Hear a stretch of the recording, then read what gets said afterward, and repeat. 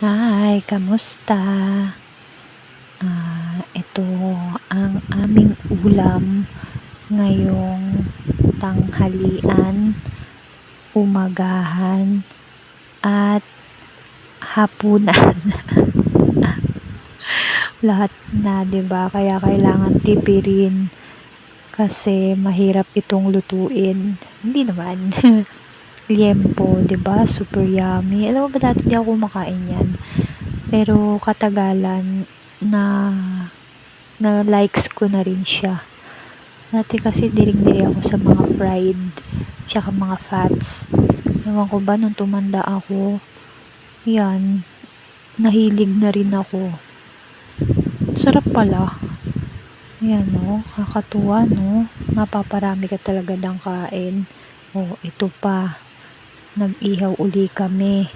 Tilapia uli. Yun lang. Bye!